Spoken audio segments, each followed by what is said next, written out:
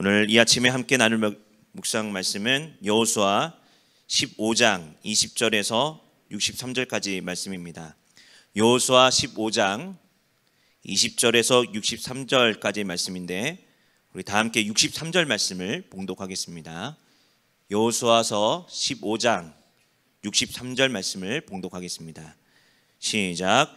예루살렘 주민 여부스 족속을 유다 자손이 쫓아내지 못하였으므로 여부스 족속이 오늘까지 유다 자손과 함께 예루살렘에 거주하니라. 아멘. 오늘 묵상 본문은 유다 지파가 분배받은 지역과 성읍들을 보여줍니다. 특히 21절에서 62절까지 유다 지파가 분배받은 성읍들을 지형별로 묶어서 기록하고 있습니다.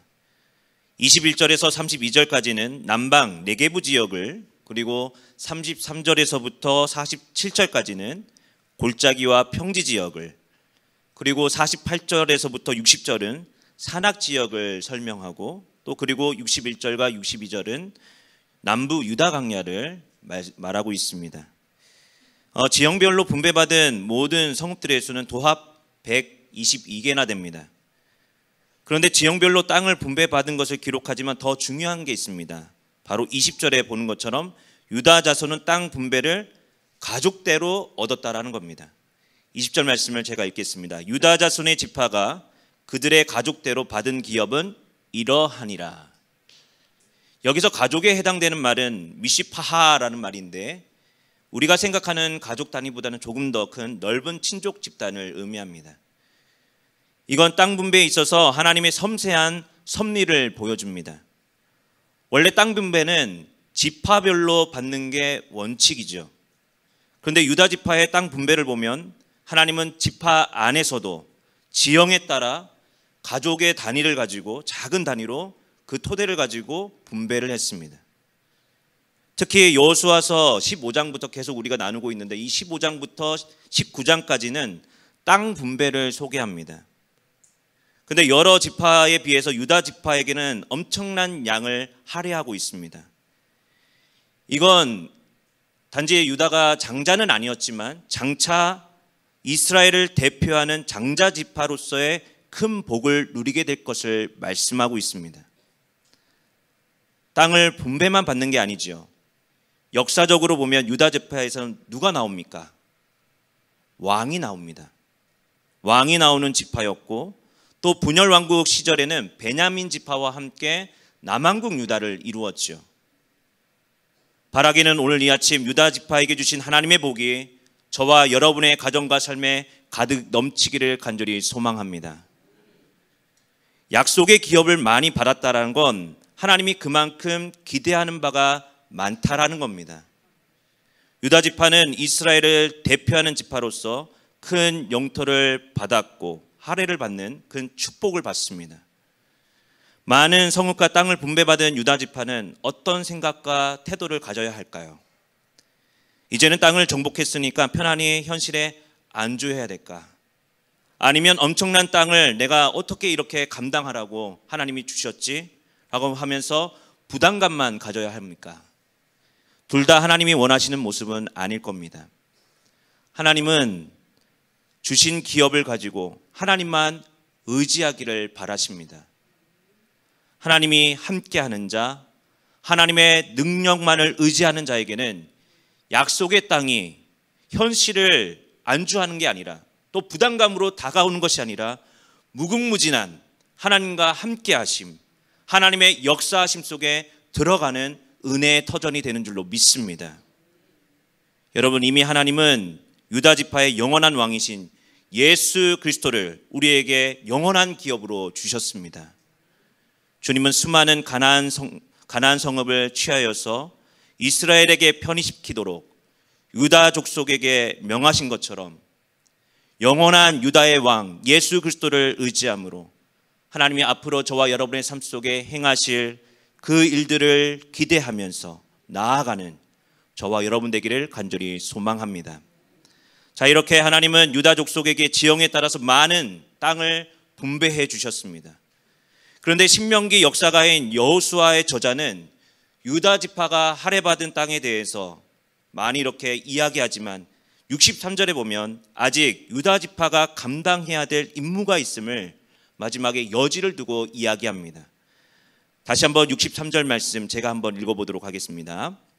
예루살렘 주민 여부수 족속을 유다 자손이 쫓아내지 못하였으므로 여부수 족속이 오늘까지 유다 자손과 함께 예루살렘에 거주하니라. 여러분, 흐름상 63절은 마치 눈의 가시처럼 보입니다. 아직 예루살렘 거민 여부수 사람들을 유다 자손이 어떻게 했다고요? 쫓아내지 못했습니다.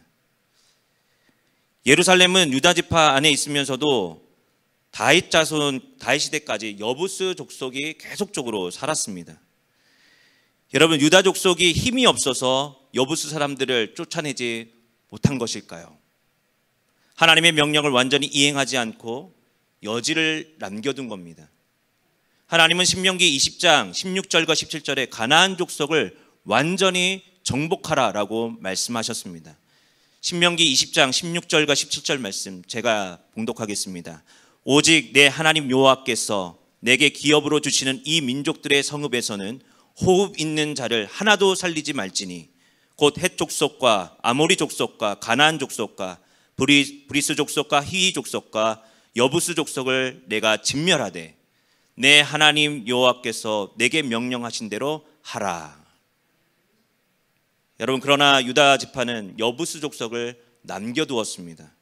아니, 다른 지파들도 보면 자신들의 영내에 가나안 사람들을, 가나안 족속을 남겨두지요. 당장에 그게 좋다라고, 편하다고, 괜찮다라고 여긴 겁니다. 아니란 생각이죠. 우리도 때로 여부스 족속같이 여지를 남겨둘 때가 있습니다. 그런데 이게 삶의 작은 꼬투리가 되어서 예상치 않은 발목을 잡을 때가 얼마나 많습니까? 혹시 여러분 가운데 여부스 족속 같은 작은 여지, 제약의 꼬투리가 있다라면 남겨두지 말기를 소망합니다. 당장에 그 꼬투리를 철저하게 벗어던지고 제거하기를 소망합니다. 당장 진멸하라 라는 하나님의 명령이 우리는 때로 이해가 되지 않을 때가 있습니다. 하지만 거기에는 유다를 향한, 아니 이스라엘 12지파를 향한 하나님의 뜻이 있습니다. 그게 무엇입니까? 이스라엘이 죄악의 작은 불씨라도 남겨두지 말고 하나님의 백성답게 그 정체성을 이루며 살아가라는 주님의 명령이고 그 진리의 길을 따르라라는 하나님의 명령인 줄로 믿습니다. 여러분 삶에 아직 정복하지 못한, 아니 정복되지 않은 여부스 족속과 같은 족속이 있다라면 대수롭지 않게 생각하지 말고 끊어버리기를 소망합니다. 아니 쫓아버리십시오. 성령의 능력으로 진멸하십시오. 그래서 영원한 유다의 왕이신 예수 그리스도 안에서 하나님이 허락하신 영원한 기업을 누리는 저와 여러분 되기를 간절히 소망합니다. 기도하겠습니다. 사랑의 아버지 하나님, 하루의 첫 시간을 구별하여 주님께 예배하게 하시니 감사합니다. 이제와 영원히 영광 받아 주옵소서. 유다 족속에게 많은 기업을 주신 하나님, 이미 저희에게도 영원한 유다의 왕이신 예수 그리스도를 통해 영원한 하나님 나라를 주신 줄로 믿습니다. 하나님의 약속의 기업을 가진 자로서 현실에 안주하거나 부담감을 갖지 않게 하시고 일을 행하시고 그 일을 성취하시는 하나님만을 의지하게 하여 주시옵소서. 여부스와 같은 죄악의 빌미가 있다라면 하나님 버리게 하시고 성령의 능력으로 정복해 하옵소서. 오늘 하루 주님의 일들을 감당하기에 부족함 없도록 은혜 위에 은혜를, 믿음 위에 믿음을 허락하여 주옵소서. 모든 성도들을 하나님 지켜주시고 특별히 육신의 연약한 이들에게 치유의 강선을 비춰주셔서 회복의 은총을 허락하여 주옵소서. 담임 목사님과 사역자들의 건강도 늘 지켜주시고 그리스도 안에서 그리스도를 통하여 그리스도에 의해 살아가게 하여 주옵소서.